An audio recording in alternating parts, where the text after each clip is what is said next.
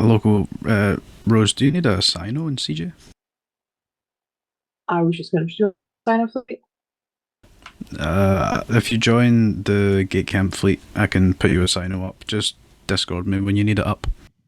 Okay, perfect. Thank you. Then we can Ranger get back to it.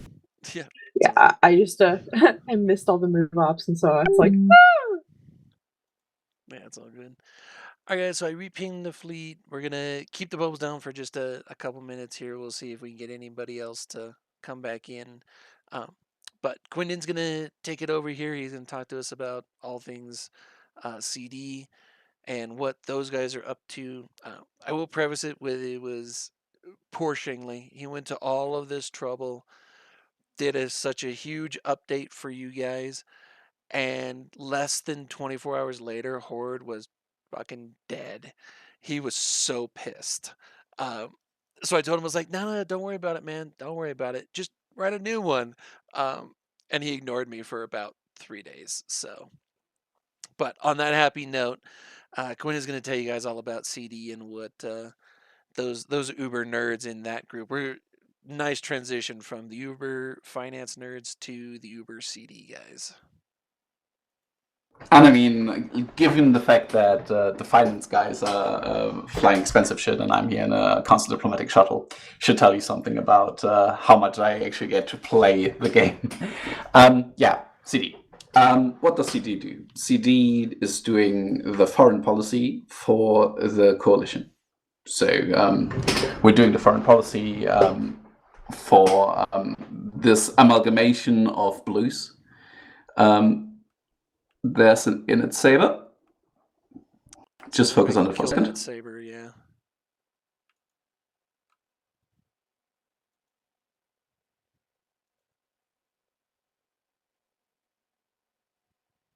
Cool. So what do? We essentially shape the galaxy through our words in a way that suits the content disposition of our members. So that's a very complex way of saying that we focus on the strategic objectives for the Alliance by talking to other people.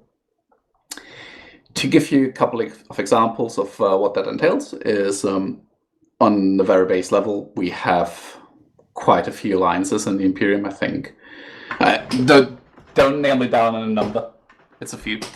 That all have the space, that all have their individual, I don't want to say demands, but what they're looking to get out of the Imperium and membership in it. So what we're doing is we're talking to them, making sure that they're heard, making sure that whatever they're looking to get out of it is aligning with our mission.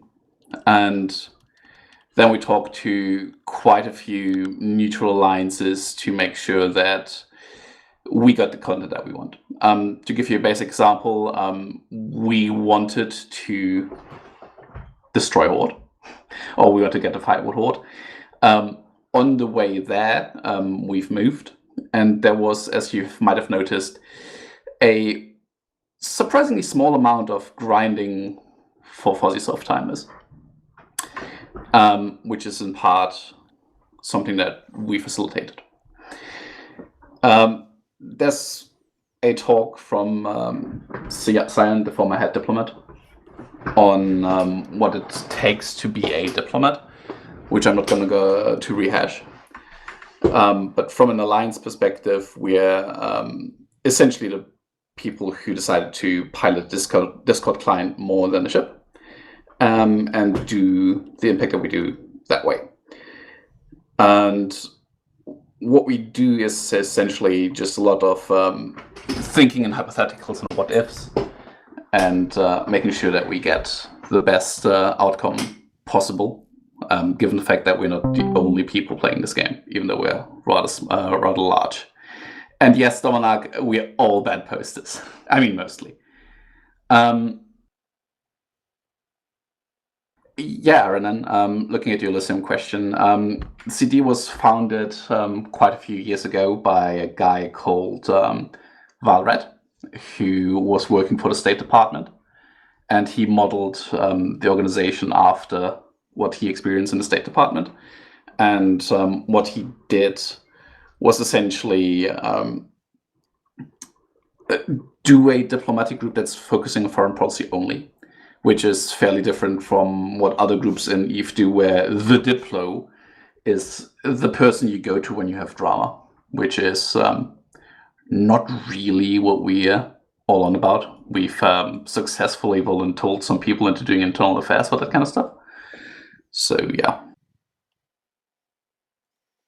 And So, yes, Rip Valrat. Yes, Quendan's saying our org splits this into two pieces. You have CD is external facing, and then IA, right, internal affairs is the internal facing of that component.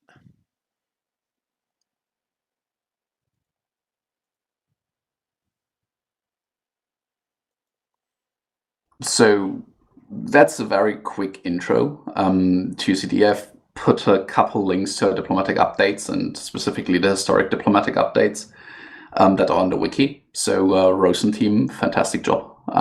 It's really good to have that for posterity. And yeah. I reset the MOTD in the fleet, Quendan, when I update it. Can you relink those because they're scrolled off the top? Oh yeah. People. Yeah, we'll do. So, Nichu, when it's about other Imperium members, that's a CD thing. But if it's like Alliance internal, that's an internal affairs thing.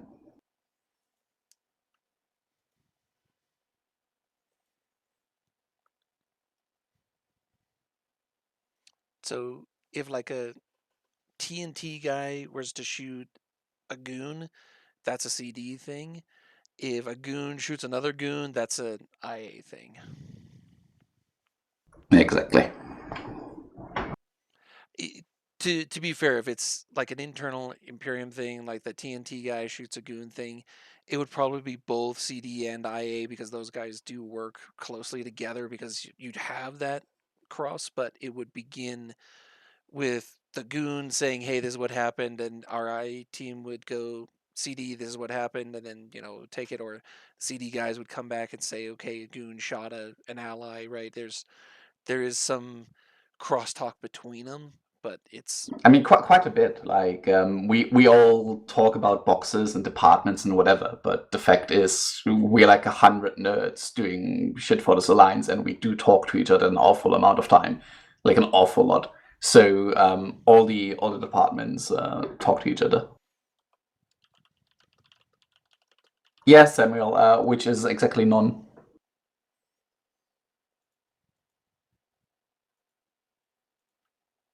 That's a good question there. Do you have military representation inside the CD, or are they separate components? They're separate departments within the Alliance organization. We do have a couple diplomats who are active in various military roles like other departments. But the way this is aligned is very much on the top level. So we look at what the military wants to do. We talk to them. They talk to us. We come up with a solution that benefits everybody. In the end, it's all about shaping the content around us in a way that's fun for the members, which is, I think, the unifying job of all the members of the directorate or the organizations that report into it.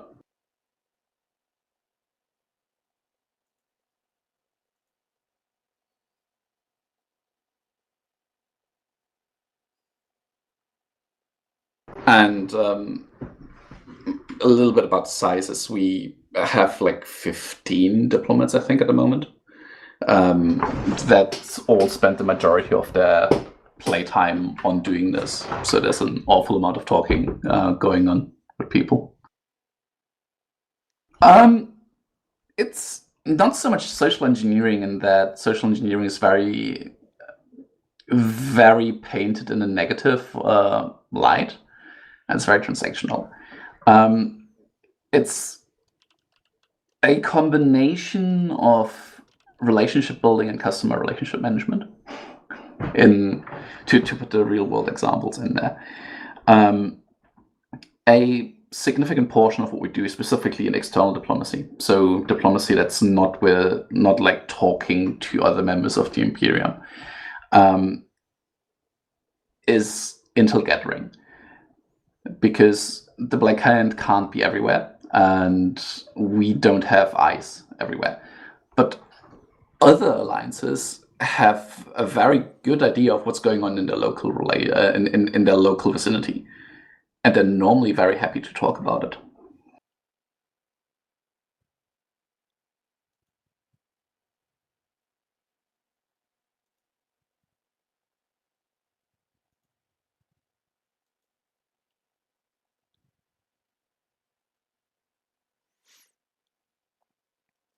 Okay, what other, like, do you have a, well, anybody just trying to think of a question there, do you have a story you can tell us from your own journey to getting to being a CD director? Like, obviously you have to be a member of CD, but how did you get thrown under that particular bus?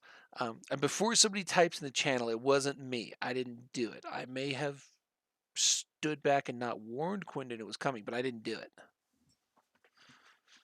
I mean, you can tell people the story of my reaction to me being thrown under the bus if you want to. I think it's more fun if you tell that story, and I can just chuckle, like the evil person. That's. I mean, if you want me to tell it, I can. Yeah, I can do that. So I've been doing this Diplo thing for I think 6 years now, and one of the things that is a very formative experience as a diplomat is when you, as a normal line member, suddenly get elevated into this role of being a diplomat. So your name appears on a wiki page and random people message you with, hey, I have a quick question, do you have a moment? And you send them no hellos. That's fine. But the formative moment is when you get to talk to the autocrat, which is what we call alliance leaders, of rather large alliances that literally are yelling at you that everything is shit. And you need to find a way to handle that. So it leads to people that are distinctly unimpressed with people trying to intimidate them. So when Ranger wanted to give me the news of me being ripped as a CD director, which I got for project managing a couple of alpha personalities in CD. He was like, hey, we need to talk about your feature in the Alliance. I'm ready in like 2 hours. And I responded with an, okay, gotcha. And then nothing. I think it was at work, actually. So like I sent that and then like I had something and then I had to drive home or something like that. And yeah, but it didn't land the way that you wanted it to land, man. Yeah, so I assumed that Rallos had already talked to Quendan that we were going to do this, and I found out when like I got home or something like that, and Rallos is like, dude, you scared Quendan to death. I'm like, didn't you already talk to him? And Rallos is like, no. I'm like, oh, all right, that makes more sense. And then, because Rallos and I are just huge dicks with this, we leaned into that meme and I let him stew for like another hour or something like that. Of like, hey, I need to talk to somebody else to make sure that what I'm going to do is appropriate or something like that. We decided to string Quendan along a little bit more once we figured that out. Because like I said, we're terrible people. Yeah, and you didn't get any of that reaction out of me. That's funny. There is a good question for you in Fleet. I'm just going to read it for everybody. So, is the work as a member of CD mostly self-directed or externally directed? And then there's a follow-up to that. Yeah, look at it. So it is very self-directed, and it's a lot of relationship building. The way I describe CD to members who haven't done it or people who haven't done it is it's long periods of intense boredom and asking about the weather punctuated by weeks of being on the clock for 24 hours in a go-to and trying to get rid of a fire. So there's lots of relationship building, and it's lots of things that do not have an immediate impact. We like to say that the timescales of diplomacy are glacial. I literally have done deals with people that I've talked with 2 or 3 years ago, and they remember you, and then they talk to you. It's not an immediate thing, and that has an effect to the type of people that this attracts, because there's no immediate gratification.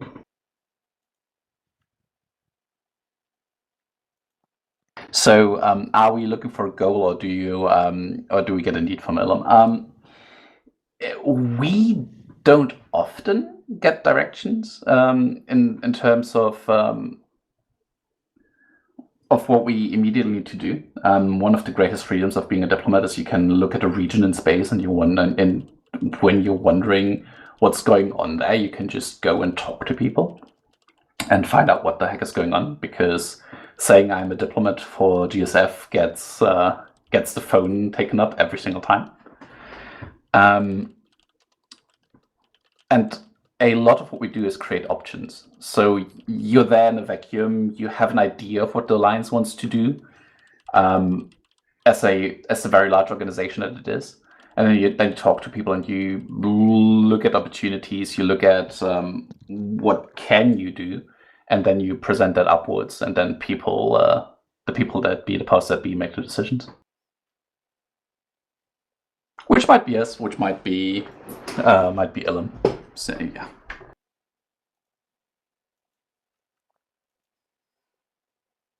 It's something to keep in mind, guys. The CD team is very small, right? This is a handful of people. It's one of the smallest orgs in the entire directorate for this. There's only, I can think of only one other one that's actually smaller.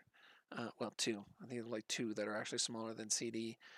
It's a very small group of people that do so much work that you guys never get to hear, that you guys just never get to hear about.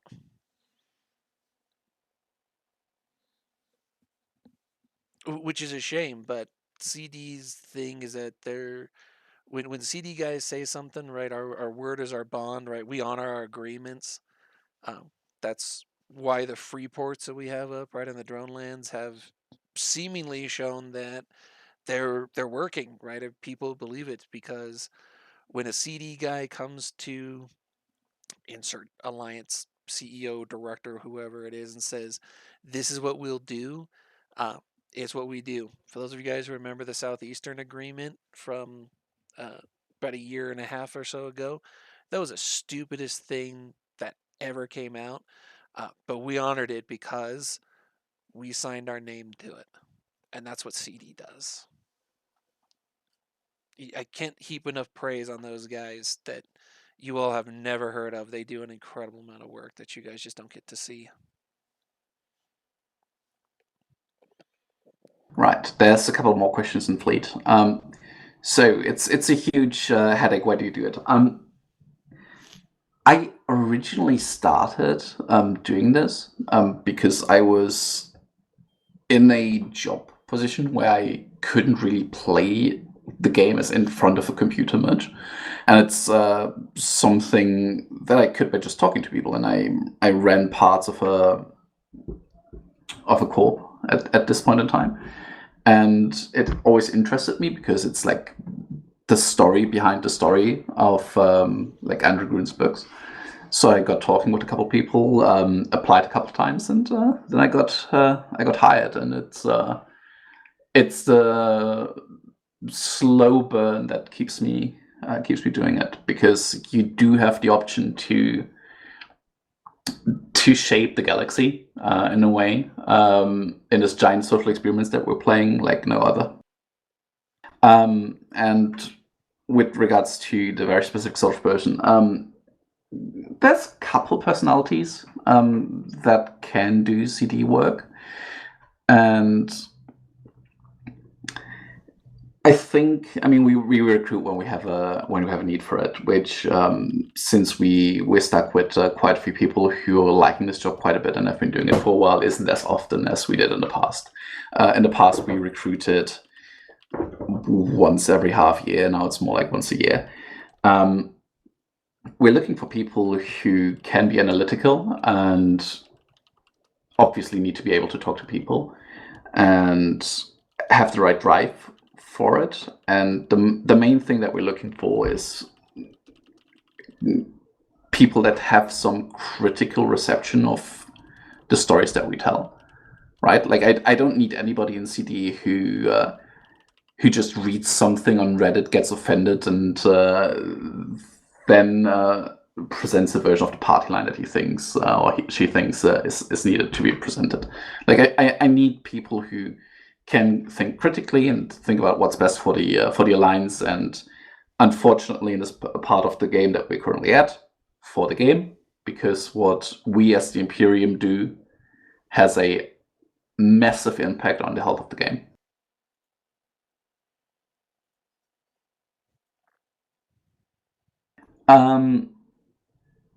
And I mean, yeah, Mitten's leaking everything somebody is typing to him in chat in the meta show has been fun, but it's been more propaganda than the actual going on.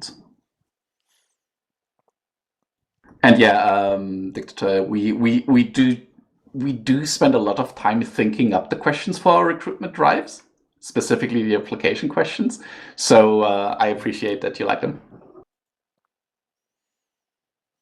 And also for me as well, somebody who has never been in CD, but I talk to the CD guys on a regular basis. If you're interested in it, when they do the recruitment, apply, guys. Just give it a shot.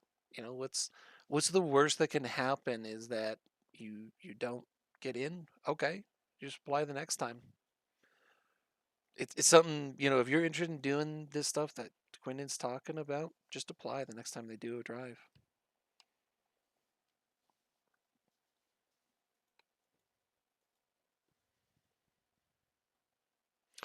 Yeah, I'll say as Tempest just said in the fleet, the worst case is that they say no and you try again the next time. It's Yeah, and honestly, the application process for CD is some of the most fun that I had in this game. I did it 3 times. Like, it took me 3 times to actually apply and get in. And what we essentially do, and there's a history with Uncle Ranger class, Ranger that you can link, where Shingley goes into a bit more detail, but essentially we we select a group of people and then we play a intense round of best of CD scenarios that we could think up in a lovely multi-week game of space D&D. It's insanely fun.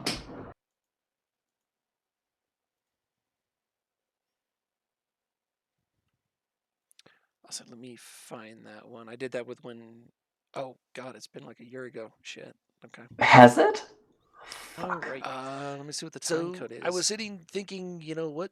Yep, it says a year ago on YouTube, but you know how that is. Man, feels like yesterday. But yeah, Horde was a big scary enemy, and we were in ULX then, so probably a year. I put it in Fleet and in Jabber. That's the video that Quendan's talking about there. That was the interview I did with Shingley. Okay.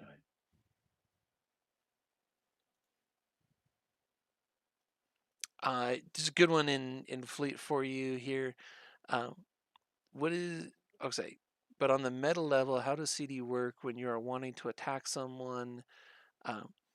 You know, what is CD like when we decide to declare war on somebody and they're saying use Pandemic Horde as the example? What is CD's role in the meta for when we decide to go to war? I mean, I can't go into an awful amount of detail, but what we did in this campaign is that we looked at the incidentals that were between us and Horde, and we made them not a problem.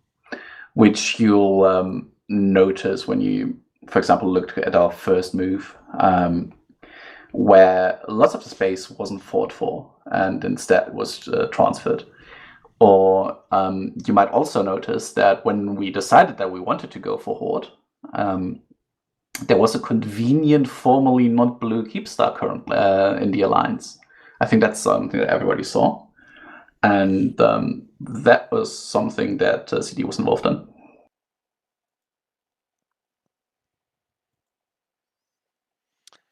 For those of you guys, one of the reasons, just really quick, one of the reasons that we're going, it's all OPSEC for all the stuff that we do in CD is we talk to a lot of people, and people have a lot of trust in us, and in us not leaking what they tell us.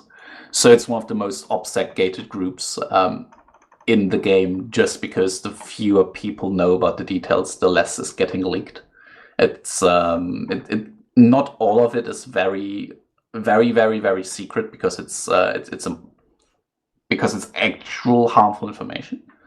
But lots of it is just, the less you talk about it, the less you accidentally leak something that you don't want to talk about. So that's why we're very guarded with actual war stories, because there's always an incidental, like a detail that that could like throw somebody under the bus who might have said something that they didn't intend to. Digital, in my opinion, yes, CD is more guarded than Blackhand is. Oh yeah, here we go. Rapid fire questions. The paper tiger that was Pandemic Horde.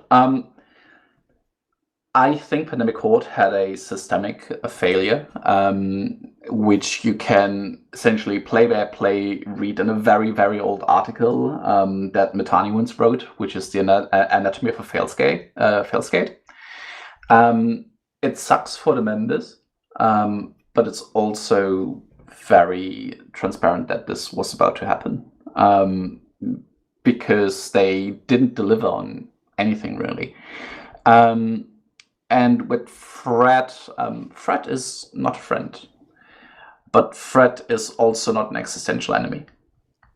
And there's two things about Fred that need to be taken into account.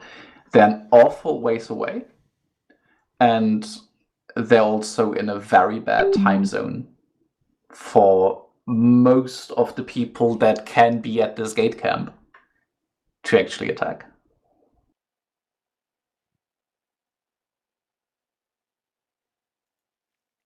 No, Fred is not a renter. Fred stopped renting after we exterminated Horde. So when Asher put out that thing saying we weren't going to allow any renting in drone space,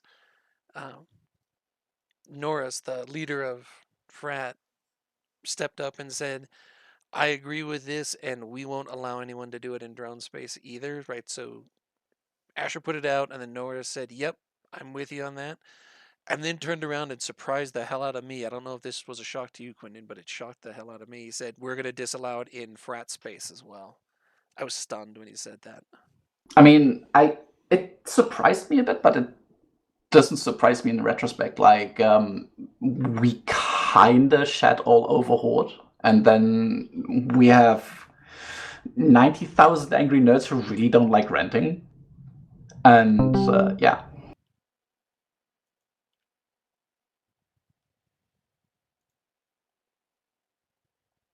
I mean, botting, Jeremy, is a problem that every alliance has. And just saying, oh my god, Fred is doing all the botting isn't really doing the thing justice. It's just an anti-Chinese stereotype that I try to not perpetuate.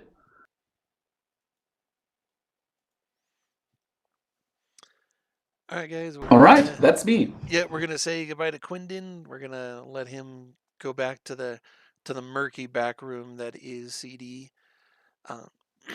Mine is next, actually, for procurement on there. I was gonna have Harry do this today, and then he ended up traveling today, so he's like, "No, you do it." I was like, okay.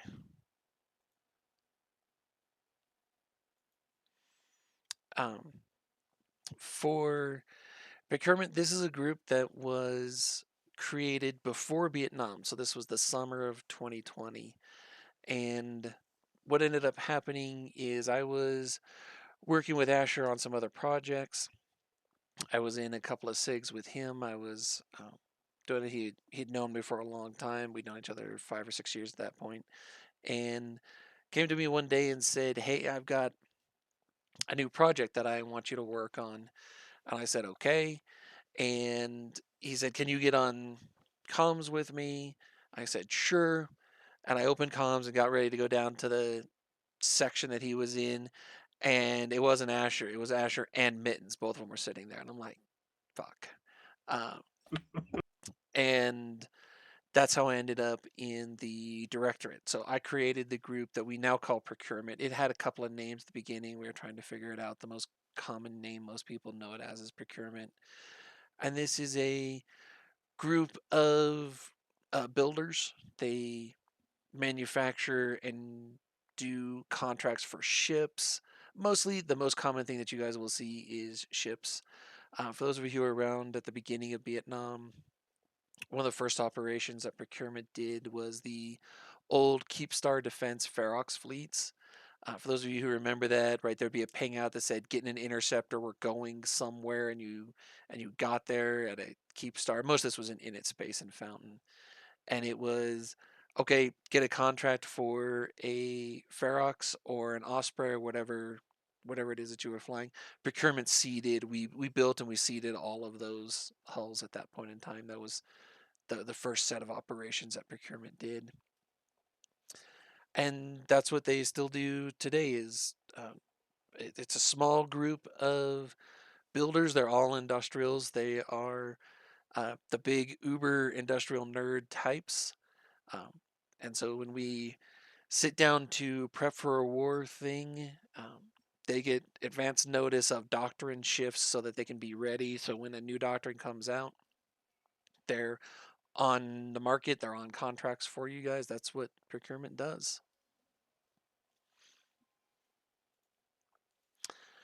Uh, just like with the Black Hand, just like with CD, most of Procurement's operations are still on the classified side. If you guys have questions on something that's easier for me to tell you with it, the Keepstar operation, like I said, that was one of the first things that Procurement ever did. But it is also a very small group. A lot of people ask, does it do open recruiting? The answer is no. Uh, the only way that you'll even know that the procurement directors are thinking of recruiting you is when you get a message from one of us that says, "Hey, we have been watching you like an Uber creeper," and we usually phrase it just like that. Um, and we're interested in, well, we're going to extend an offer for you to join a group, and you won't even know what that group is. We don't tell you what the group is, but it's just one of us that reaches out. Uh, so they mostly big ISK industrialists. So no, they're not. They actually do run the gamut. So we do have some very large size, capacity people. And we've also got some much smaller guys who are very niche in what they produce. So if I need a specific thing in procurement, I know the one guy that I can look at and say, okay, this is what I need, and this is the guy who does it. Can we procure? If I knew where those bastards were, they'd be here talking to you instead of them throwing me under that bus. Tango, I like that. Procurement's restoring your windows for last couple of weeks. We think you're trustworthy. Honestly, in my opening bit when I used to do the recruiting for people, uh, actually started an awful lot like that.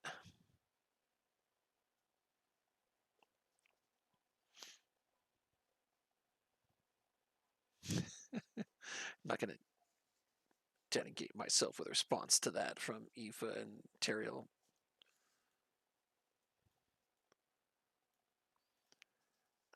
Okay. So let me see. When's this? Okay, so Donnie, I think that's how you say your name. So it sounds like a headache. Why the fuck do you do this? I've asked myself that since I created procurement in 2020, what the hell was I thinking? I don't have a good answer for you on that one, man. It's just being a member of the directorate. What I tell new directors, our job as directors is to make the lines time and eve fun. That's what we do. And if you as a director aren't willing to do that, then I'm going to fire you, and that's what's going to happen. But is it fun to be able to hand an entire fleet to an FC? Yeah, it really is. When we were doing those Keep Stars, we had seeded. I honestly don't remember how many of them we had. I think we had about 10 full fleets of Feroxes seeded throughout in its space. And just cuz. That's a good question. Fleet chat. Yep. Did I? Oh, so the directorate does what we. The one from Ladina is a good question. Does procurement constantly stock the markets, or do you just provide stuff to hold for green rushes? So the answer is yes to both of those. We mostly do the initial pulse of a new doctrine, and then we'll sit back and watch and make sure that there's enough of them on the market or contracts. Oh, there's a heretic. See if we can kill him.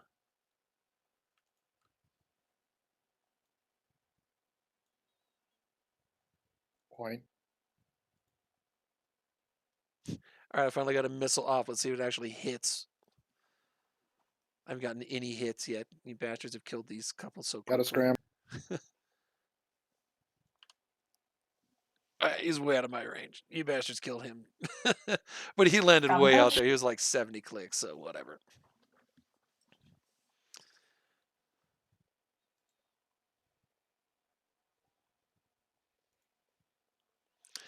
Okay, back to the original question there. So do we prevent goon rush things? That's kind of our hope, is to have those around. So you get a new doctrine that comes out, and then we'll have a few hundred of them just sitting there for the initial pulse while our guys are making more, with the idea that we will trail off as more of the regular industrial wing, right? The guys in GSISC and things like that step up and cover it.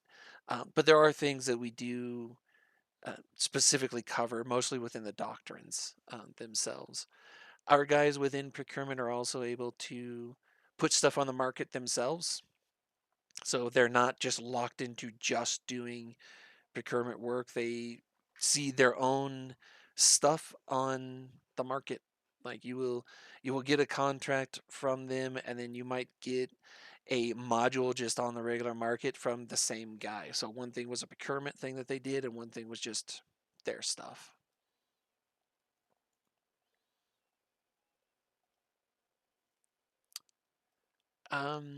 Where did the OG Emeritus members go? From procurement, there's only really one OG Emeritus member, and that was Rat Knight, who space retired a couple of years ago. He's still around. He's still active. I talk to him on occasion. His IRL job just got insane, and he wasn't able to do it anymore.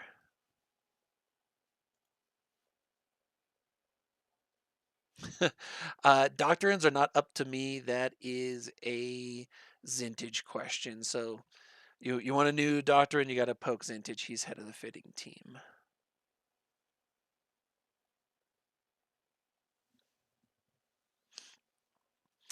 So procurement basically does contract work, yes, for the alliance. So new doctrines that come out, new changes to things. And when we sit there and say, oh, we're going to do this new setup, how will we get them? And then the procurement directors will look at it and talk to the procurement team and say, this is what we need. This is when we need it. How can you do it? How much is it going to cost? Right? Do we need to supplement it by rating the Gina market a little bit? We've done that before, where we needed something in too short of a period of time because something had happened, and it's like, oh well, we can't build it that quickly, but we can jump freighter it in, and so we just go to the Gina market and get it. Even yet, fitting team didn't get a slot this time. They Zinda just traveling today, as I recall. I poked him for one, but I believe he's actually traveling today.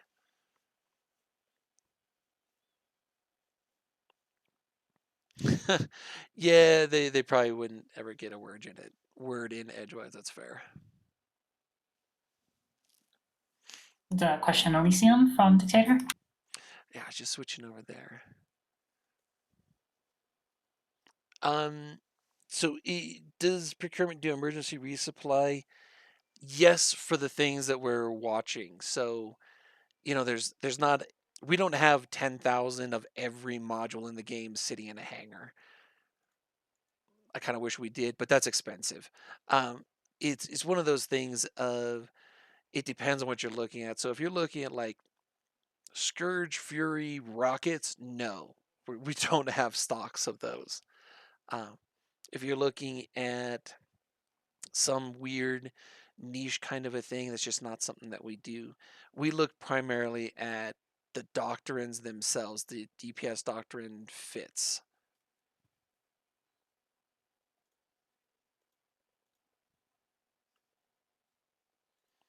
And it's super rare that there's a situation to where Jita is truly empty and CJ is empty, like all of our builders, like there's nothing. Usually you see that with some of the like faction mods and some of the meta stuff that Beyond was talking about earlier. That's more common because T1 stuff you can build effectively in any quantity. T2 stuff you can also build in effectively any quantity, just takes longer. The initial time frame on T2 ships is about 2 weeks, depends on the quantity that you want. Like if you want one T2 hull, you can usually do it in less than 2 weeks. I don't go to the procurement guys and order less than 100 T2 hulls. That's just not a thing. I see Wibla in Elysium there. The only exception to that is when I go and I get more recons because I've had all of mine shot down, and I usually get those in 20 or 30 recons at a time. Yeah, sometimes 50, depends on what I'm doing.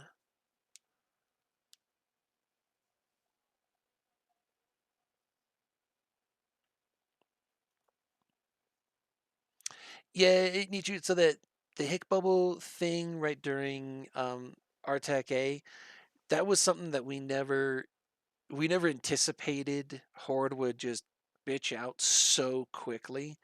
And Hicks are something that you use, like a lot of our doctrines have them, but you normally don't use that many. Like a full fleet might have 3, 4, 5 of them. We were burning dozens of them, and it's just something that caught us all by surprise. It's one of the lessons learned for getting new things in the next year, getting ready for the next war.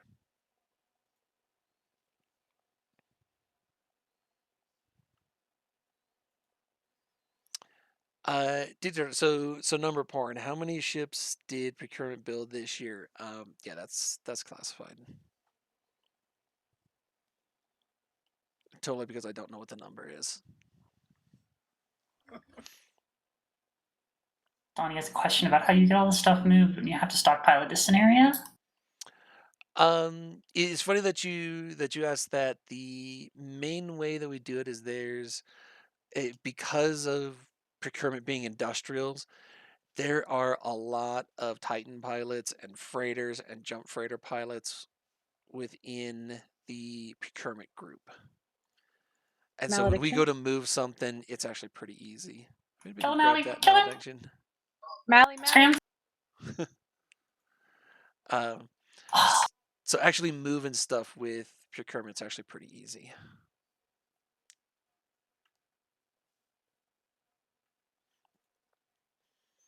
Because mostly we just sit down there and like I'll ping the guys and say, hey, we need to move this thing somewhere, and it's okay. Well, how many freighters do we need, and how many Titans do we need, and all that kind of stuff, and it's usually within that group. Or if it's too much for procurement with it, just in terms of the bulk, I'll usually ping GSOL and I'll talk to those guys as well and say, hey, we got to do this kind of piece.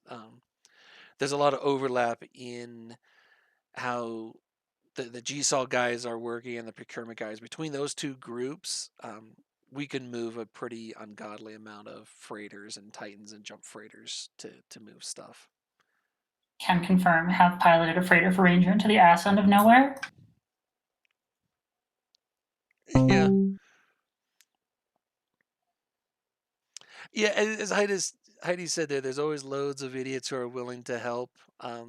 When I poke these two groups, yeah, it's there's so much overlap between the skills needed for procurement and the skills needed for GSOL.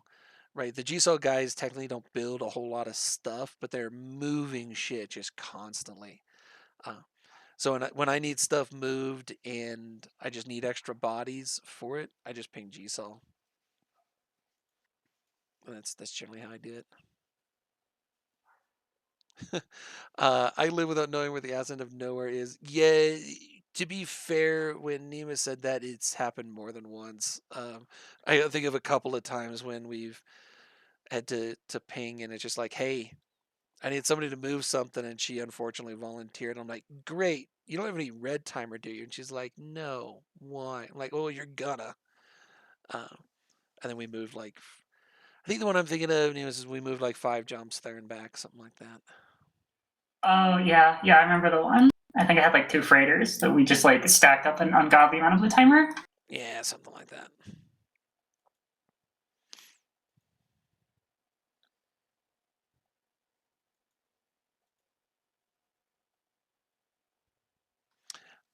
So somebody was asking for data, data porn on what we built. I will tell you this because we actually declassified this a couple of years ago. During Vietnam, we sat down and we built 10,000 fighter bombers and fighters for the M2 campaign kind of stuff. That was procurement did that. We acquired, yeah, we'll go with acquired, quite a number of more through other means. But procurement ended up building something like 10,000 fighters and fighter bombers.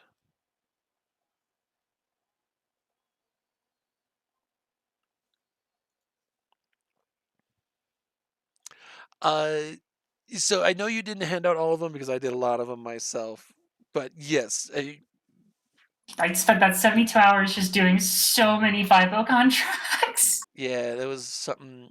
As a lot of people know, I was really horribly ill kind of towards the beginning of Vietnam. And when I came back for M2, it was basically all I could do to sit at my chair to do fighter bomber replacement. So that's what I was doing.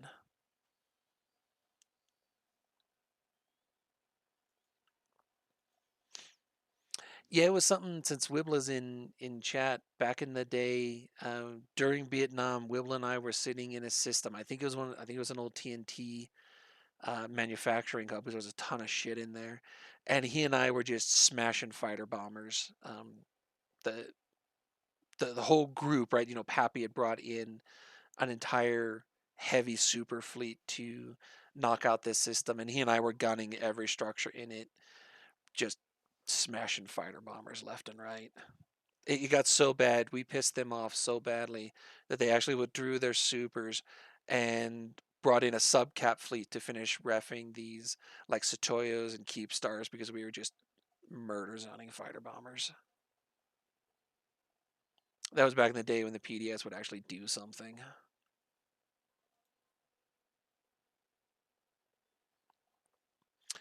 Tango there sitting in a chair, barely conscious, putting up contracts. You're actually not far off of that.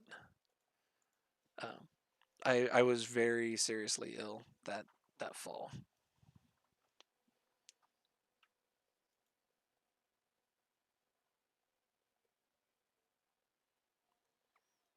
Yeah, so the PDS for those guys who don't remember, it uses ammo now. It did not at this point in time. It was a capacitor-driven weapon system, um, and so you could basically just turn it on and just murder zone fighters.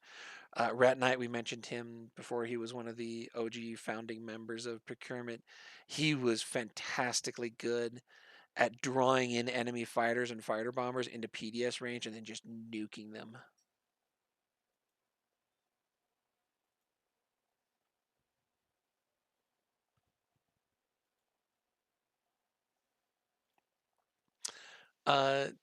Did I strategically taking equipment to another location for those? That's a little rough, so I'm gonna say yes because we did supply a whole bunch of stuff from other people. Let us just say. I assume that's what you mean. Um, what's the proper way to say it fell off a keep star? Let's go with that.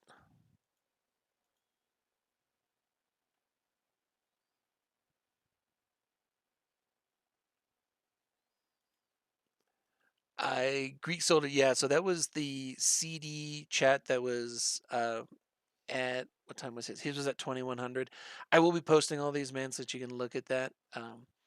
I will tell you because I think this is such an interesting case up in the drones because I have been monitoring that along with most of the other command team.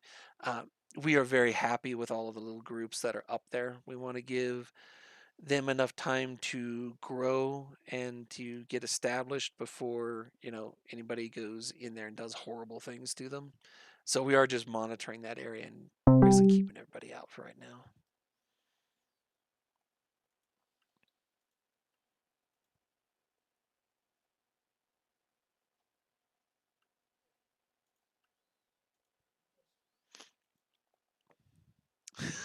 I'm not going to say that on a recording. There is Psycho Donald. No, nope. I am not saying nothing like that on a recording, man. Not going to read it. Not going to say it. No way. I get clickbaited enough as it is. Hi, Reddit.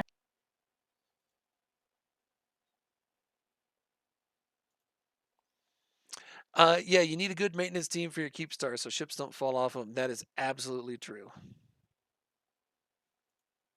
Absolutely do.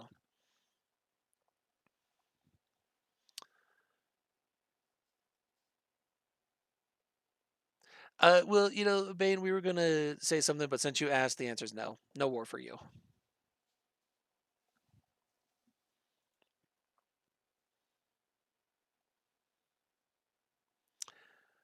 It is a really interesting time in Eve. So I've been playing Eve now 16 years. It's it's super interesting. I've been in Goons for over 10 to see us without our ancient enemy. It's the craziest thing when all this stuff kicked off.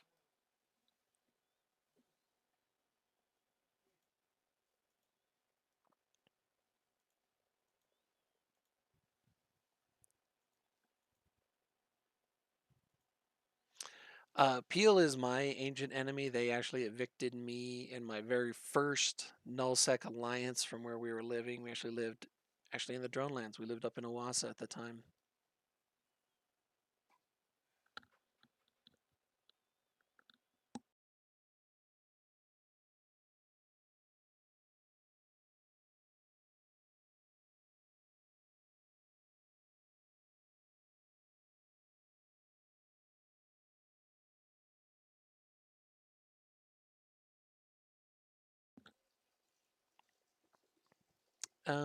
So yeah, when you look at all of these guys, the PL, the NC dot, all of them, these are Bob remnants. The vast majority of the ones that we hate from like the ancient times, those are usually a Bob descendant from them, and that's why we don't like them.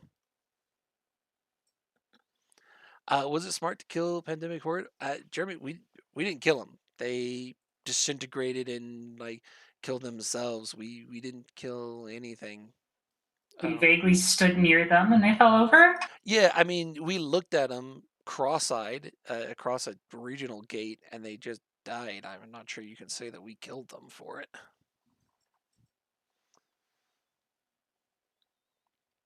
Now, having said that, I fully expected them to move all the way over to the west, right into Cloud Ring, and kind of resurrect themselves and do something, and then they didn't, and completed their failscape, joined in it, basically we dotted into in it. I never would have expected that. I expected them to suffer. I'll admit. Let me rephrase that. I wanted them to suffer a bit more, um, and they only did that bullshit for like 2 weeks before Johnny's like, "Hey, maybe this isn't such a good idea." It's like, yeah, no shit, dude. But I wanted them to have suffered for maybe 6 months before they came to that realization.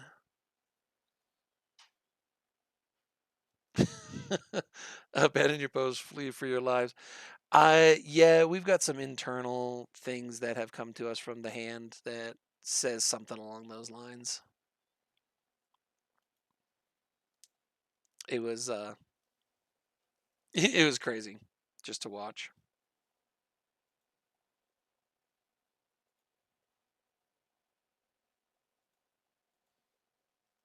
Okay, we got a couple more minutes, and then I'm gonna turn it over for our next person. Let me see if he's actually awake.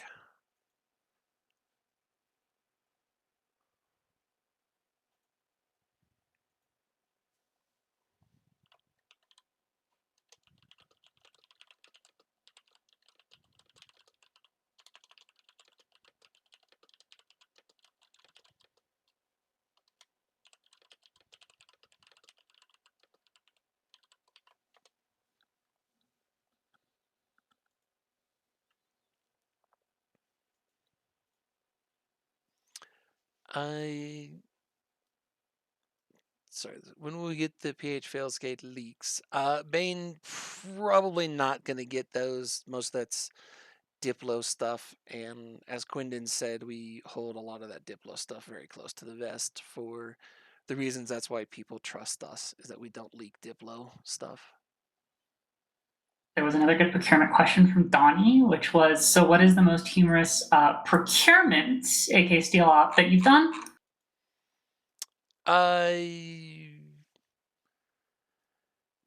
The most famous one in procurement's history actually happened while I was in the hospital, so I wasn't involved with it. I heard about it later.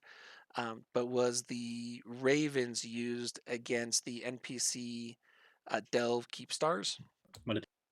And Rat Knight and Apple Pear actually had to go and get enough launchers for those 2,000 Ravens. They built 2,000 Ravens in something like 25 hours or some shit like that. Because Asher came to Rat Knight, because like I said, I was in the hospital. Asher came to Rat Knight. He's like, "Hey, I need Ravens," and Rat's like, "Okay, how many do you need?" And he said 2,000. Rat's like, "Oh, okay. When do you need him?" He's like, "Tomorrow." Um, and Rat Knight, to his credit, pulled it off. He had a lot of help getting those hulls built and do everything with it, and he has sworn up and down that the hardest part of that was getting the launchers. He and Apple Pear were like flying around to every high sec system to grab like 2 of these launchers and 3 of these to be able to ship them in. But at the time, for those of you who are just like, well, that's bullshit, you can't do that. The components that are in battleships now didn't exist then. They were straight minerals. Those component pieces were added several months after this. They were just straight minerals. So all you needed was the slots and minerals and some BPCs. But yeah, they put together 2,000 Ravens in a day. Fully fit, fully armed, everything. That one has gone down in procurement's history for it. Like I said, again, I wasn't around for that. I was in the hospital, but that's probably the biggest one.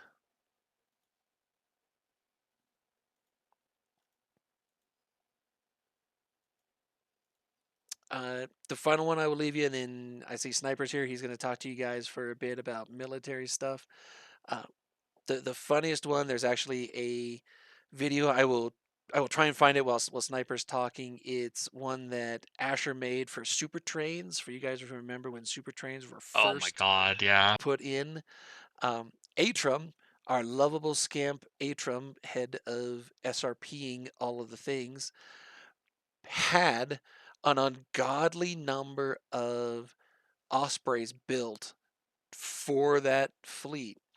And it took us, somebody asked me about data point earlier. The number that's shown on that video, and I can't remember what it is, it's like 4,500 Ospreys or some ridiculous thing like that. It took me 3 something years to burn through all of those Ospreys. And when we asked Atrum, what the fuck, man? His response was, I got a good deal on him. And he's not wrong, but Jesus Christ on those hulls. And so the memes that exist in procurement today of why we name certain things come either from the Ravens. When you want to ask somebody something that's impossible, you ask them for Ravens. And why the procurement alt corp is known as Ospreys Are Us. That comes from those two events.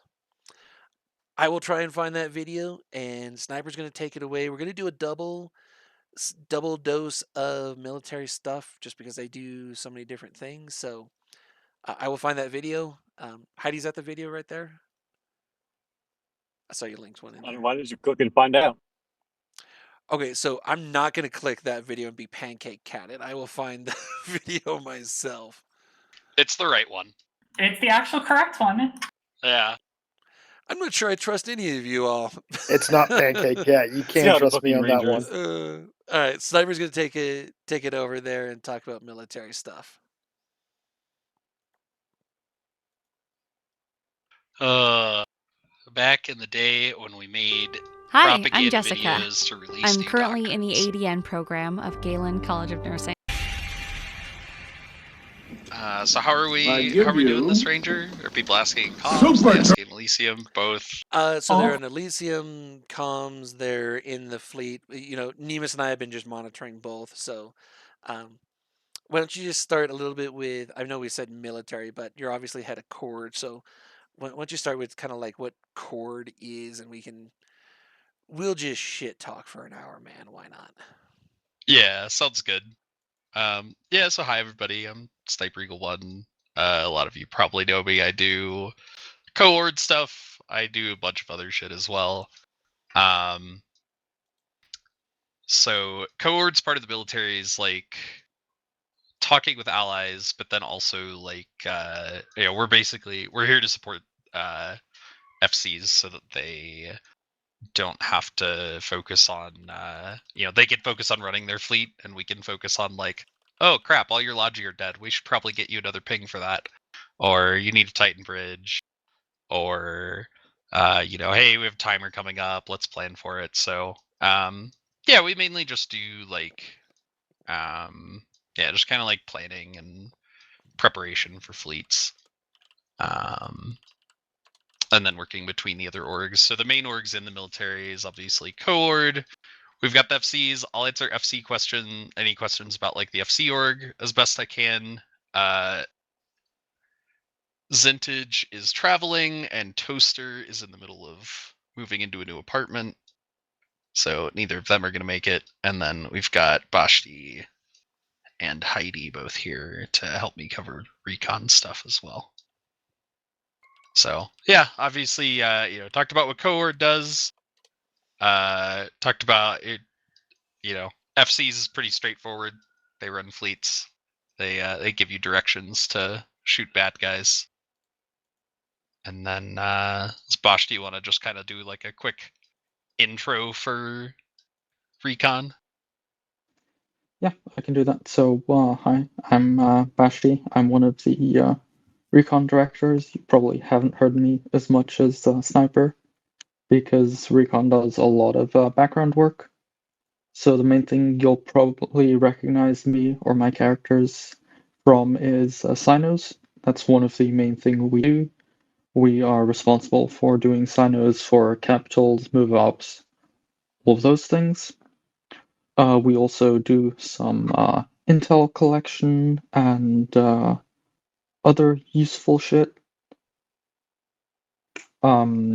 Just like Cord, we're mainly a support org, so we exist to help the FCs do what they need to do, or help other parts of the military get the information they need to do their jobs effectively. That also includes managing scouts, which is it's a subsection of Recon, kind of belongs to Recon, and scouts are general eyes in stagers and following fleets and such, and so we also help coordinate that to make sure the FCs know what's going on in space, what's happening all around them, and yeah. Heidi, if there's anything you think I've missed and you'd like to add, please go ahead. That's pretty much it in a nutshell.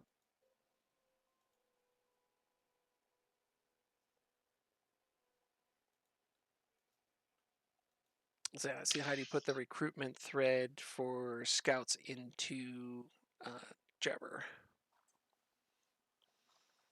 It's in Elysium. Yeah, so Scouts is a very open group. They are always recruiting, and the more Scouts we have, the easier it is for all of them. It's not hyper important at the moment because, well, we don't have Horde next door anymore, but when wartime comes once again, seeing what the hell hostiles are up to and what fleets they're forming and how big is very important information for RFCs.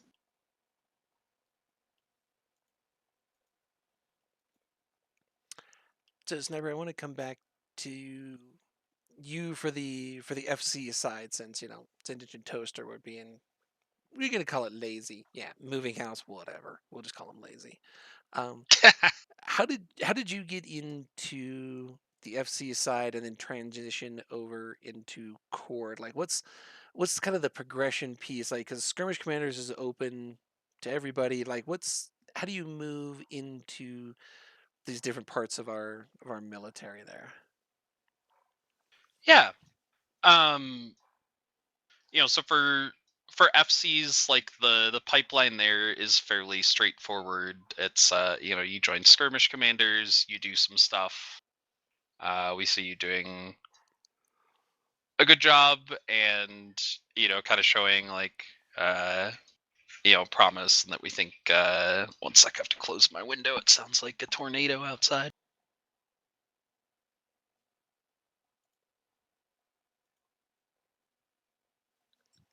All right, I'm back. Yeah, so the progression there is like, you're in skirmish commanders. Tactical commanders is kind of like the next step up. We give you more doctrines, you get more involved in strat ops.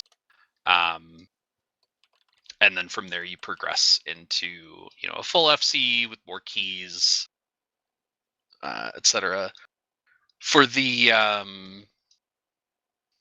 cohort side, we do a recruitment drive. We usually do them once a year-ish. It's usually we look at what's coming up. Do we think we're going to have big conflicts? Do we want more people? And yeah, so they're a little different where an FC is the more like the on the ground, running the fleet in space, where cohort is more like in the background, making sure that like, we'll need recon pre-set up for this. We'll need to talk to allies to make sure that we have everything that they need. Yeah, so we do a process where we like bring people in, we like get them to start helping with stuff. The last round was at the end of the summer. It was definitely set up in a way that it was kind of a preparation for a war against Horde, which oops. Yeah, and so I've always been like I will FC fleets from time to time. At this point, I mostly do caps over subs. I don't like anchoring. It's funny. You have FCs that like certain parts of things, and like the slower the doctrine is, the better for me. I don't like having to anchor and whatnot. A lot of that has to do with like I'm usually doing 10 different things, and so the micro of like manually piloting and orbiting a fleet is like hard to do while you're also on a Discord call with allies and like talking on global and figuring out what other fleets are doing. So that's why I don't really do much in the way of subcap FCing. So Sniper, Yes. can you walk us through, like, say we have a strat op here, can you walk us through how the military works from the planning stage all the way to the actual execution of the strat op? Sure, I can talk about that a little bit. So if it's a defensive timer, it's pretty easy because it starts with a hey, we have a structure that is coming out at this time. We need to set up for it. What's the travel time going to look like? What kind of fleets do we need to bring? So usually like make a thread to kind of discuss that and figure out, okay, what FCs are going to be around, what allies are going to be around. What do we think the hostile response is going to look like? So really Cord's job is just like, there's, to an extent, there's a list of questions, but it's more about like coming up with the list of questions yourself and figuring out, okay, here's the things that we need to know for this, and how are we gonna get everything together and make everything happen that needs to.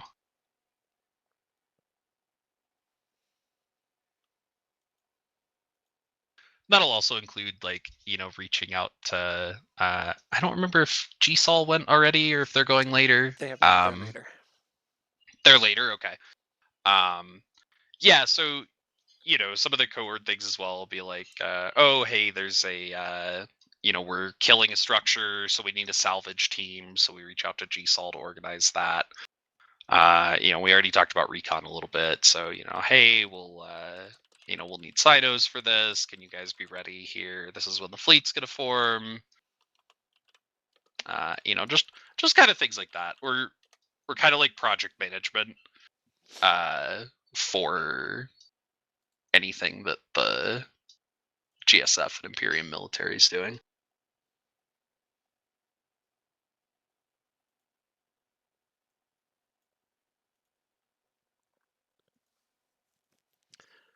So what's like, because you've been around doing this for a long time, Sniper. What's one of the just, oh my god, I can't believe that worked, or oh shit, this is gonna end badly? Like, what kind of story times do you have? Like on the extremes, not the normal thing of, oh, we went out, shot the Keepstar, refed it, came home. The huzzah and the fuck. Can you give us a story for each one of those? Yeah, I'm trying to think of some of the crazier ones. Definitely the day where we killed the 4 or 5 Keepstars simultaneously in the north was pretty wild. That was a lot of planning of figuring out okay, how many fleets are we gonna have? Which ones are gonna be where? Which ones are gonna be mobile so that we can move them around if we need to? Yeah, that was probably one of the wildest, many moving pieces at the same time, all having to kind of be flexible and fluid and do different things. Some of the other crazy ones are some of the big Entosis contests. We haven't had to do as much of that recently, but a couple of the deployments to the south before we really bulldoze over the gap and move to UALX. A couple of the deployments down there, some of the stuff in the north, because Entosis is It's a crazy, bitch. and you have to have people. Yeah, I mean, we've done a good job of figuring out how to play well within it. But yeah, it's just wild. Okay, we have to figure out. We need people here. We need Entosis ships here. We need eyes in every system. Yeah, just managing to keep a finger on the pulse of what's going on in 15 different systems simultaneously is one of those where people really it has to be super collaborative. It has to be everybody's communicating. We're talking about where fleets are, we're sharing intel, stuff like that. Global gets really loud. Oh Yeah, it does. Yeah, global gets really loud, and you very much have to hone your ability to selectively listen when there's 2 FCs in a fight on a grid that are talking on global, and then at the same time you're you're trying to run something in another system, and you're like, okay, well, if those 2 are talking, I'm just tuning them out. And yeah, so it's definitely interesting and hectic, but we try to make the most of it, and make stuff happen and get the wins we want to get. It's definitely something that is a skill you've got to learn. I was trying to think of how how did I learn how to do that myself? And I think it was just getting thrown in the deep end, and you just figure it out or you don't. Yeah, you just got to be in it. I don't know of a skill or a way to teach that. It's just command comms. When you've got 5, 6, 7, 10 fleets going, there's nothing like it. It's a combination of people learning when they need to talk and when they need to pass things on, and then also learning like, hey, which parts of this conversation are relevant to me? Like, which parts of this do I have to be actively listening to, and which, like, hey, these two guys are doing something that I couldn't care less about.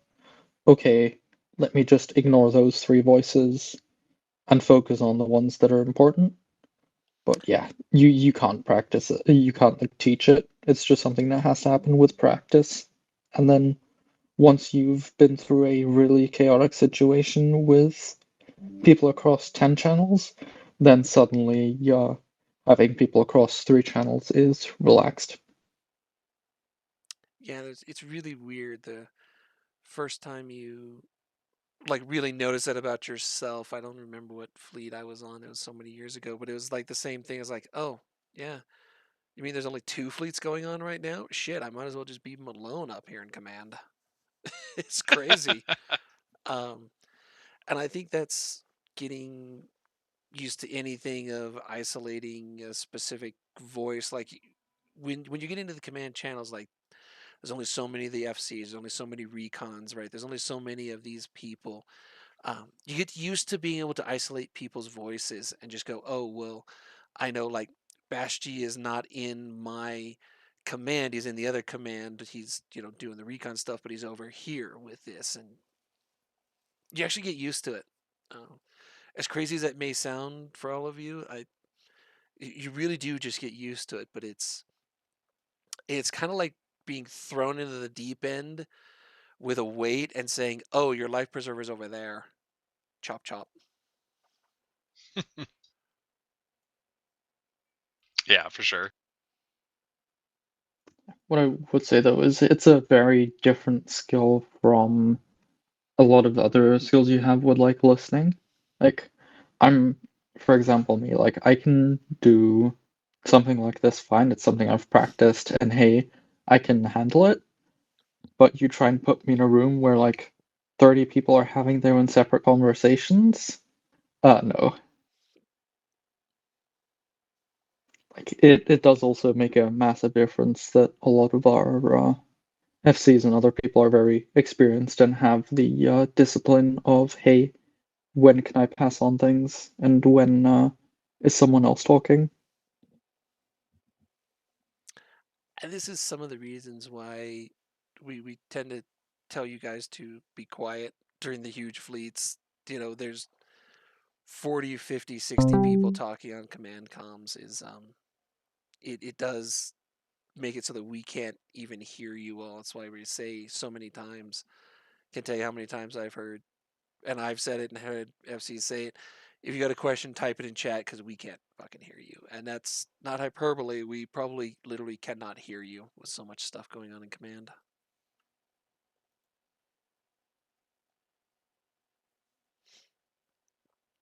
So Baschti, what is Recon doing during a big strat? You guys just sit around and wait till light sinos, right? Well, from the outside, it may seem that way. And yes, a lot of what we do is sitting and waiting for the right moment. But it's also a lot of being ready, being prepared, and adapting, right? Where most fleets, if they're trying to be flexible, being quote unquote flexible means sitting on a Titan. We have to actually get to the system where that fleet needs to bridge to.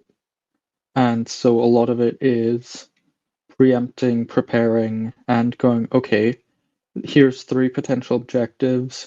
We need to have enough sinos in each of those systems to be able to have get all the fleets to every single place if it's needed. And most of the times they will be remaining unused, but it's a lot of being prepared for all of the eventualities and okay, what happens if we do need to escalate with capitals? Like do we have enough sinos? Where are backups? What's our reship route? Do we have perches on grid prepared? Do we have sinos already prepared in case the CapFC does say, hey, I want to go in?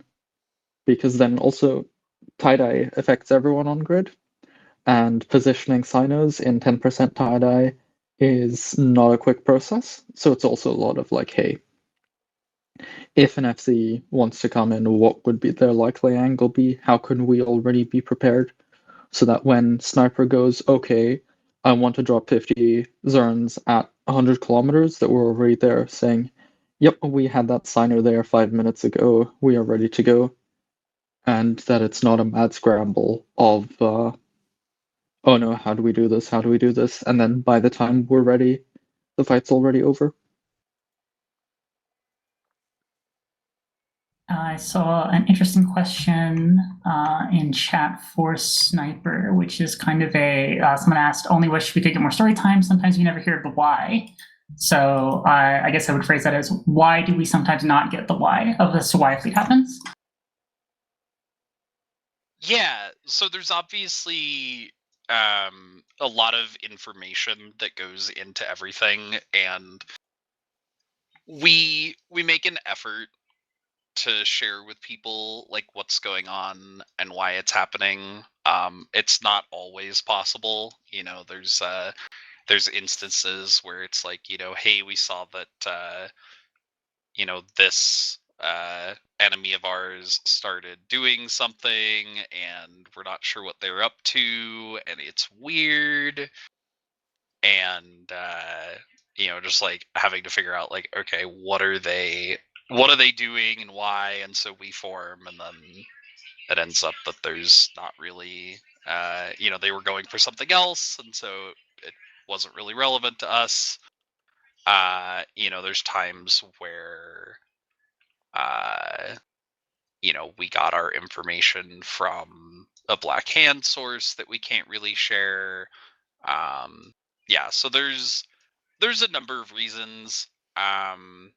We try, like I was saying, you know, we try to share what we can with people when we can, because it does suck to be on the, like, you know, big long fleet. It's super boring. You know, you had other things you could have been doing. We're hoping we get a fight. We don't get a fight, and we're just like, well, this kind of sucks for everybody, and like it sucks for the military as well when, you know, we put a bunch of planning into something and then it turns out that you know, our enemies are cowards, and and you And know, we regarding don't the end up getting a whole, fight, or don't end up getting a war and just burn all their structures to the ground. So yeah, there's no like singular answer for that. It really just comes down to that you know, sometimes we can share, sometimes we can't. We try to share when we can, though. and kind of linking to that, tank leaks, even the people higher up don't always know why. Something that I've noticed everywhere up the chain, like, you think at some point, oh, these people know all the reasons why everything happens. And then you think like, oh no, actually they don't, because Asher tells them what to do and Asher sometimes doesn't say why. And then that goes full circle, as Apple will probably tell you later with the Black Hand that he sometimes doesn't tell Asher why he should do something. It's a lot of risk mitigation there as well, right? As Sniper said, sometimes the information is risky, sometimes it's just like, yeah, why are hostiles doing this? And sometimes it's a grand strategy that Asher and Sniper and someone else have cooked up in like 5 hours and totally no substance is involved and they just don't want to share their secrets. That's pretty good. I got a question in here that, Sniper, you may know the answer. I actually don't know the answer to this one. From Crimemaker, it says M2 was that Villy or PGL on the Insino for their fleets. I actually don't know whose alt that was. I don't know either. So his actual question was that fucked up that Sino. The Sino placement was fine. He just missed the 5,000 fighter bombers that were right by it. Whatever. I'm convinced, and this was proposed, I think, by Brisk or somebody on the meta show. I'm convinced that Sino pilot did not have fighter bombers on his overview. Yeah, If you probably. look at where he lit that, it makes no tactically those fighter bombers had not been there. It was fine. It was a good distance from our fleets. Would have been fine. But those bombers were right there. I honestly, legit think he didn't have them on his overview.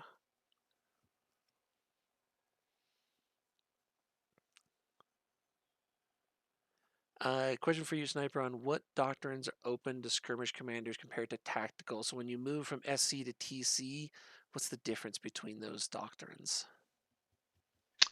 Yeah, so it kind of varies, based on what we have available. The big step up is getting into things like, we'll have TCs take out battleships from time to time. We'll have like vultures are one of the big ones, where like skirmish commanders can do FNIs. TCs can do like vultures. Historically, it was more like it was cost, but not it was kind of cost. So like back when we had hacks, the big kind of difference was the line was kind of it. Like we had Feroxes with like T1 support, and then we had all of our like frigate and destroyer doctrines like Jackdaws and Harpies and whatnot that use like frigate and T1 cruiser support. And then once you got up into things that were using like T2 Logi, command ships, that's kind of where the line was historically. But yeah, really what it comes down to is just like there are doctrines where like for home defense things with Feroxes, you basically you undock Feroxes and you go ram them into whatever's shooting a Rorqual until there's nothing shooting the Rorqual anymore, and that's about that. Once we're looking at doctrines that there's a lot more like you need to be a lot more picky about like what ammo you're firing or what ranges you're at. Things like that just take more experience tends to be where the kind of break point is of like who has access to use what. The second follow-up question to that is, to what extent can they run FC choice with custom fits for TCs? I mean, for like FC choice roam kind of things, there's not really a there's not really like much limitation there. It's mainly what things are people gonna have available and be able to join a fleet in and undock.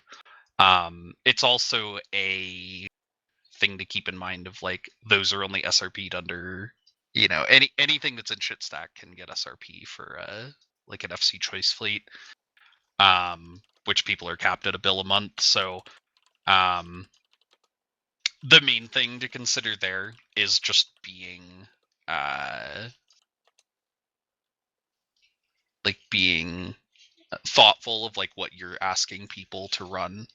So sure, you could try to do an FC choice doctrine of some kind of like expensive battleship or something, but you're probably not going to get that many people, because when people look at Raven navies are an example. We use those for this fight against Init earlier. Like those are ships that are like 700 or 800 mil a piece. So for one, we don't SRP them at their strat cost for shit stack. But even if we did, right? So okay, so somebody goes on one fleet for the month, loses a 700 mil ship, and there's like, they're probably not going to be able to do that again.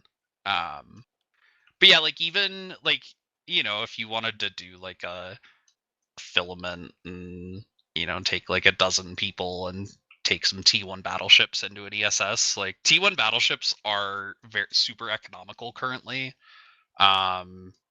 build cost is like, it's probably under, like the last time I looked, it was like 300 mil. It's probably under that now. It's probably like 250 would be my guess. Yeah, I think it's about. And you get about 100 mil in insurance profit, I believe. So, yeah, so like T1 battleships are a good thing where you as long as your pitch's cheap, you're not pimping them out crazy or anything.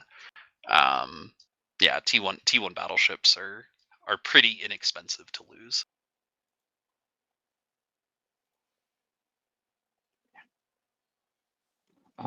Going back one step, Sniper, do you want to tell the story about the Serbs as a bit of an example with the doctrine restrictions? I think that might be a bit of a fun one. Yeah, so anybody that was around pre-Hackturf, so like, what was that, 2022? I don't remember exactly, somewhere around there. It's been a couple years. But we used to run heavy missile Serbs, and they were super fast. They were not tanky. Their tank was basically, I can go 500 meters a second faster than you can, and I can throw missiles at you from over 100 kilometers away. And, so like if you're fighting Munins, for example, which was pretty common back in the day, without the Munins refitting so that they could catch up to the Serbs, you could just run circles around a Munin fleet, and they couldn't really do anything to you. And so it was a fun doctrine, but it definitely had its downsides, right? So we already talked about, like, it relies on basically just being fast and being long range for speed. So, not a great choice for something like a structure bash where, you basically have to stay in range of the structure, have to keep damage on it. You don't have a lot of drone damage that you can rely on there. Not to mention PDS used to just shred drones, which it still does, but not like it used to. But yeah, so Serbs were a thing where like everybody wanted to fly Serbs because it was a really fun fleet to be in. And then, you're in the driver's seat, you're running the fleet of them, and you're like, oh my God, how do I manage everything I need to deal with here? How do I, make sure that the fleet's going fast, make sure I don't turn too hard and like leave my logi behind. There was just a lot of like finesse to running that doctrine that took a good amount of time running other fleets before people could really feel comfortable running a fleet like that. And that doesn't mean that sometimes it doesn't go, like, no matter how experienced you are, you can still get yourself in a situation where you're like, well, we're gonna lose a whole fleet here, and that's not great, but we'll deal with it. I'll say it happens. I remember during Vietnam, there was, we had just, you guys were asking about some of the stuff for procurement. So we had just gotten, Rat Knight had just finished filling up a can. We literally had a Serb fleet in a can. And not 24 hours later, what Sniper just described happened, and an entire Serb fleet got wiped.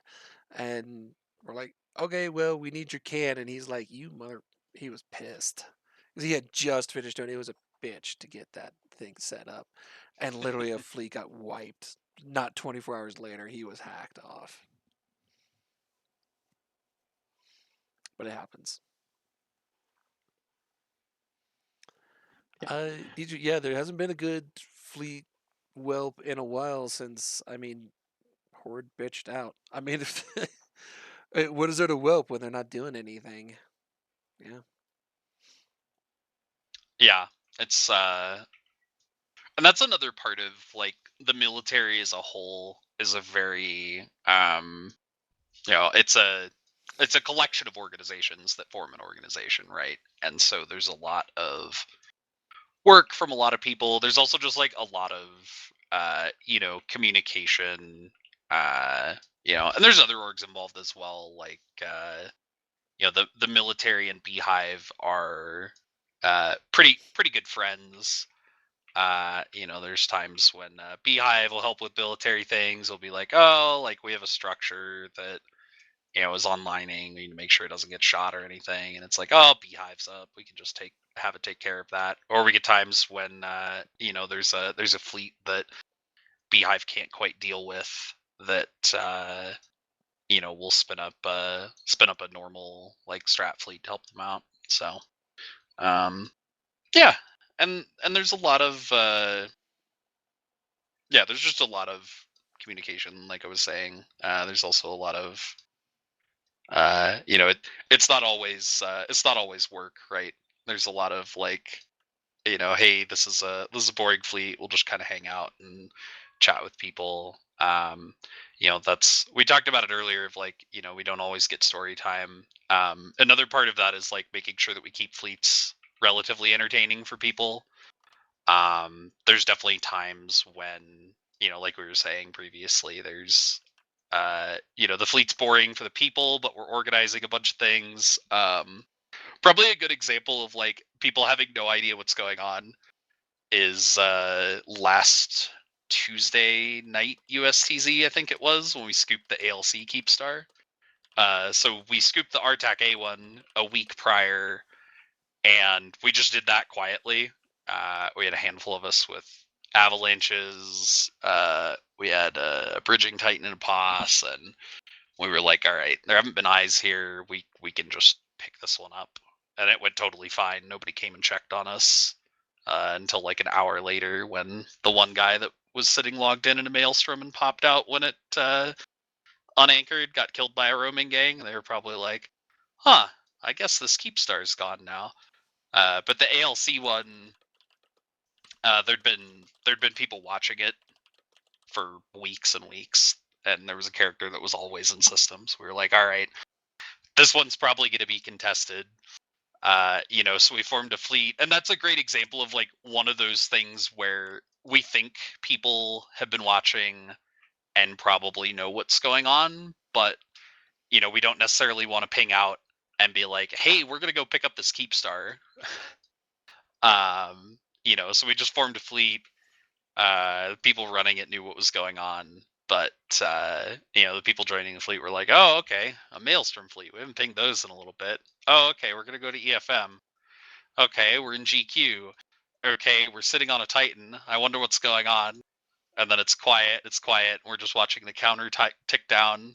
And then all of a sudden, bridge goes up, and like 5 people command are like, everything take the bridge, jump to the Sido, etc. And it unanchored, and then a neutral avalanche came out of warp, and so we're like, that's what we were waiting for. It was either that, because like there's 2 approaches there, right? Either they try to steal it, or they just try to kill ours. So we had we had multiple avalanches. We had some Beehive guys come along and bring some faxes. We because it was basically either we're gonna have to kill an avalanche, and hopefully it doesn't scoop our Keepstar before we can, or there's going to be a hostile Sido and they're going to like drop dreads or bridge in bombers or redeemers or something and try to kill it. So that's a good example of one of those where like you join the fleet, you're like, I have no idea what's going on, and that's kind of a backstory of like what was happening, the things we had to prepare for.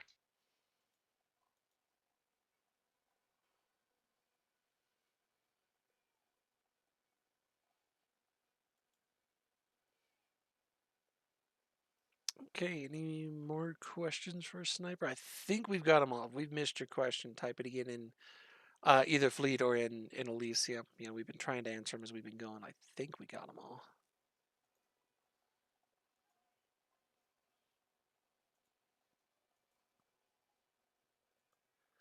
One of the craziest ones for me, I've told the story before, but we were in Vietnam, and we had been out on the fleet like for hours. You guys had been out with us for just hours and hours. It was a super fleet. And we were coming back into 1DQ. This was, we were just, everybody was just so tired. And we were coming back, and I was up in command. I was running one of the Sinos, and it's like, okay, are we ready? I'm like, yes, we're ready. And he said, all right, go ahead and light it. And I said, it's up. And then he just told everybody to jump. and everybody jumped, and that's when I realized I had lit the Sino on the wrong keep star in 1DQ, and so we had to warp our entire super fleet. If you guys remember, supers were staged at the old Theta Star out by the old iHub. I Sinoed everybody in on the McManfist keep star. We had to warp our entire super fleet. What was that, 80 AUs or something? Something like that. It was bad. It was bad. It was my fault. I had sinos on both of them. Like subs were going, like carriers were going to one and supers were going to the other or something like that. And he's like, "You ready for the super one?" And I was on the wrong screen. And I'm like, "Yep." And I just lit it, and everybody jumped because everybody was so tired. That was, nobody died or anything, but I was like, "Fuck." And there was just a pause on the command channels, and he's like, "All right, guess we're warping." So it was a rough night, but we'd been out for hours and hours at that point in time. Yeah, like there's a similar thing that happens a lot more frequently with the Recon is trying to light a Sino and then realizing you're out of liquid ozone to the point where it's almost become a rite of passage for one of the Recon guys to either light a Sino in the wrong fleet or try and light it outside of a fleet or to run out of liquid ozone. Is there like a similar rite of passage for the Chords, Sniper?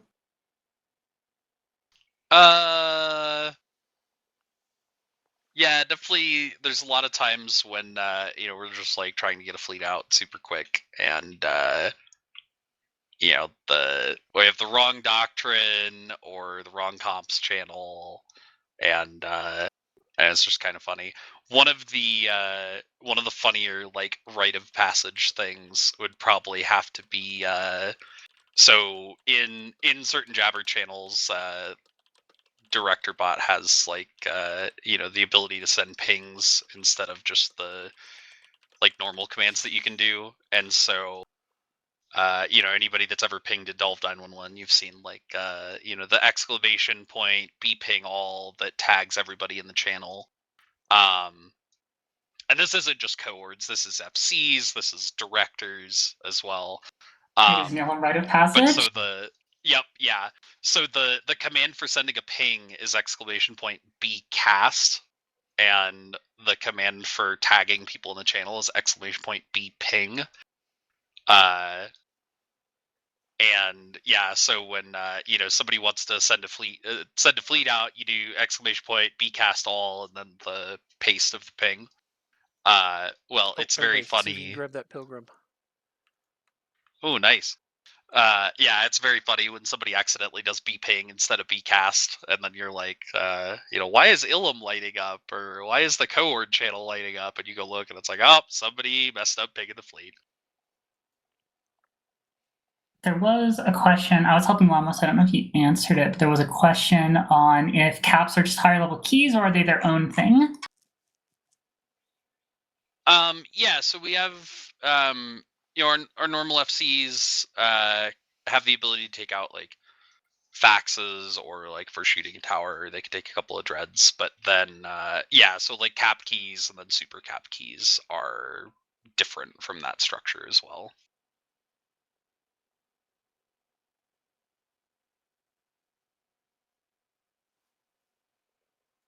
Yeah, like there's a difference. Like full FCs, correct me if I'm wrong, Sniper, have the ability to take caps to effectively support a subcap fleet. So whether that's faxes or, I know bringing a couple of all dreads used to be a thing, whereas cap keys for like a full fleet of capitals is like its own separate thing. There's where like the distinction is, right? Yeah.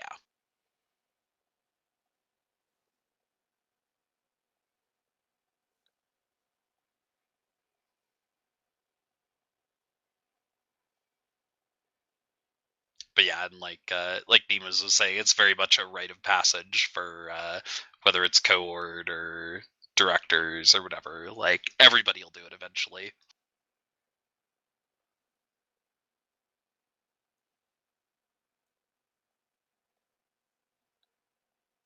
What else do we have for questions?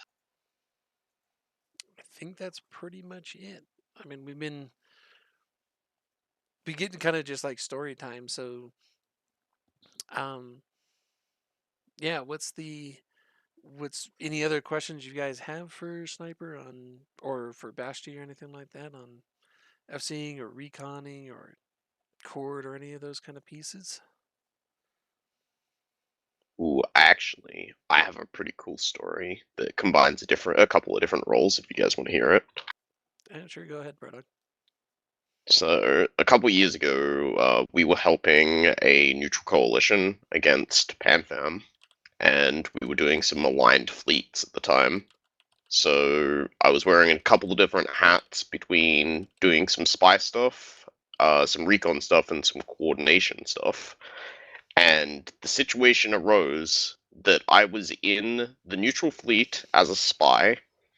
I was coordinating on Discord with their FCs, and I was also their bridging titan as well as ours from a safe spot in space with no tether. And the situation arose where I bridged my own spy character while being on their fleet with my Goon Swarm Titan in a safe spot. And I thought that was one of the funniest things that ever happened. It was just a really cool series of events that led to that. It wasn't a big wow moment. It was just a nice little niche within all of the things that happen within Eve. You're like, huh, this is kind of weird. No bridge. It's one of those when when you do enough of this stuff that actually happens. Back during Vietnam, it wasn't nearly as glorious as Brodog's there. Back during Vietnam, we were trying to ambush one of their mining operations in some system. It was for SNS one night. And this is when ACLs were brand new. And so, like, I took one of my horde alts out, and I think it was an adventure, like mining in their fleet. And I'm talking to Merc, and I'm like, okay, I got to warp in here for it, but we couldn't figure out how to share the ACLs to transfer the bookmark to it. So I ended up, we're just like, okay, we're too stupid to do this. So I like dropped the fleet, joined Merc's fleet. He warped everybody into there. Um, and they never kicked that character because when their internal affairs guys reached out to me, I just pretended I was AFK and closed the client like 6 hours later. They never kicked that character. I was just thinking, like, did Asher delete the whole ACL? While we're on the whole thing of fun. Yeah, that was back when they were brand new. We didn't know how to use ACLs for bookmarks. I mean, it's not like we still do. We're terrible at it, but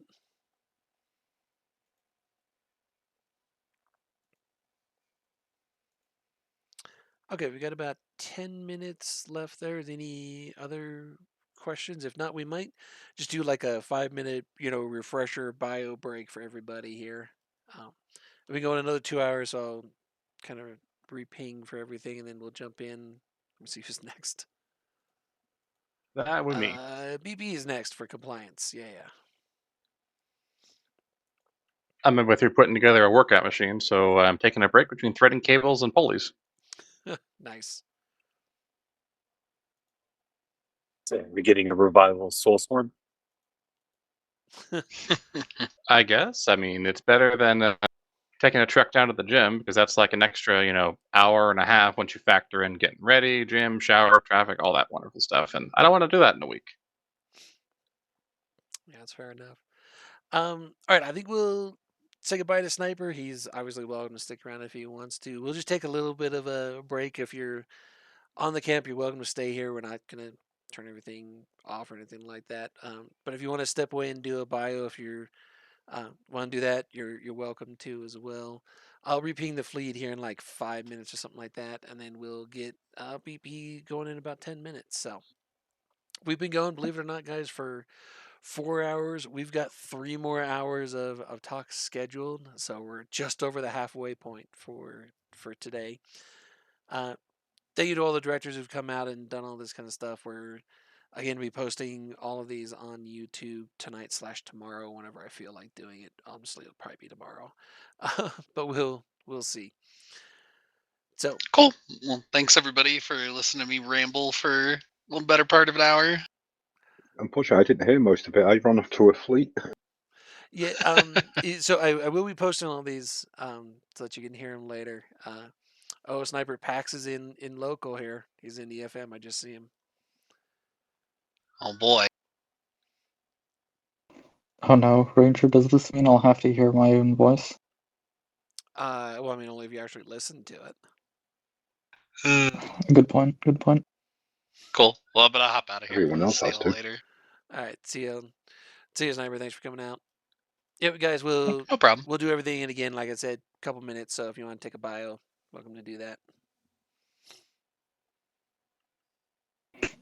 And while you're doing that, now that my internet has temporarily unbroken itself, I can tell another tiny little fun story that Sniper reminded me of earlier.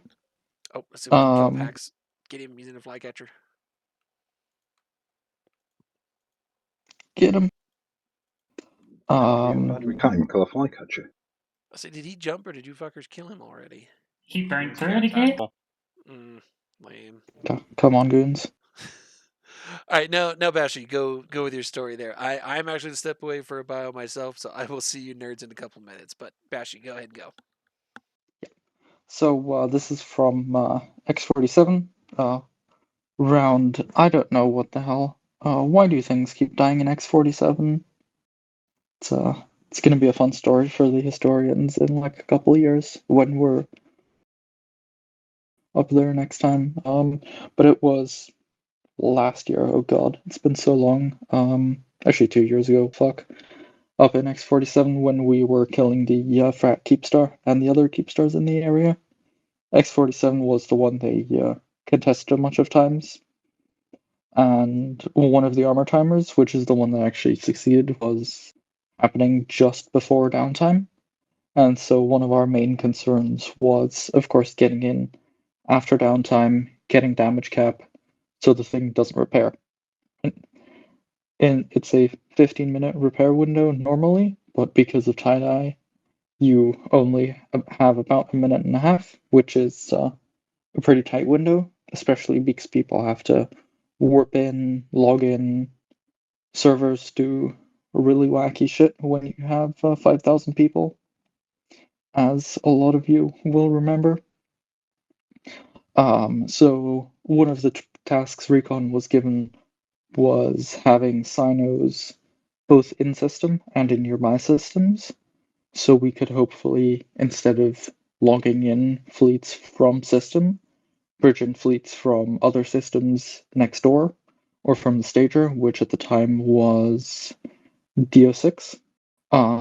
So I had a couple hyperspatial signers logged off in nearby systems to try and get in there quick, skip all of the kerfuffle of loading into a tie-dyed system, and just jump from next door and be done with it.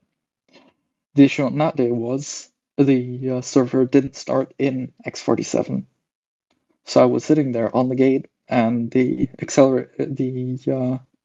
gate said, "No, you can't jump through. The system isn't loaded yet." And then I got tackled by a busher. Great. Okay. So he bushes me off. I burn back to the gate. He can't fully kill me, but I'm slowly losing tank. This whole cycle goes over several minutes where it's like getting bushed 100k off the gate, slowly trundling back to the gate, getting bushed off again, slowly trundling back, slowly bleeding shield. I got into 30% shield. A horde stiletto lands on the gate, scrams me. The busher fires, bushes itself and the stiletto off of the gate, leaving me there. I warp off, cloak up, buy, come back a minute later when the system finally loads, and I was one of the people that managed to get some things in to keep that Keepstar paused, and in the end it died, so that was nice, and thank you to that random horde stiletto for scrambling me.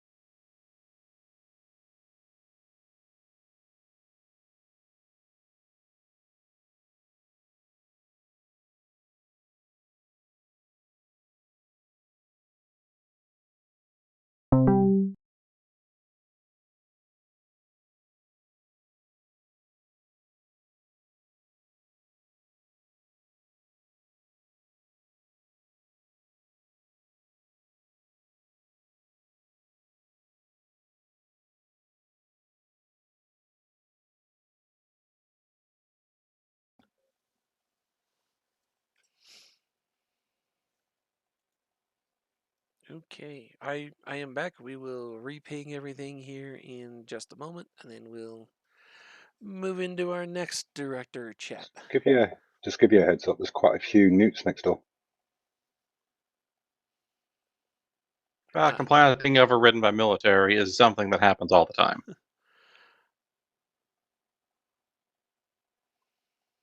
As it's important, but the military is more important. Is it the 7 that I'm seeing in fleet chat there? Yeah. All right. Well, if they jump in, then we've got 7 targets.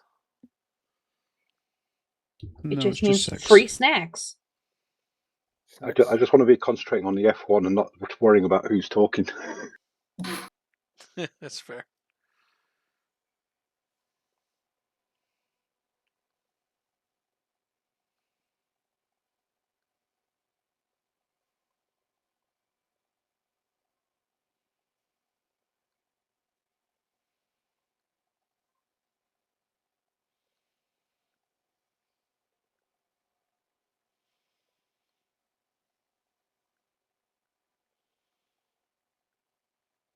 Then again, compliance. I've got to comply with whatever's going on anyway, don't Oh, jokes and puns are pretty common. I? That's why I enjoy it.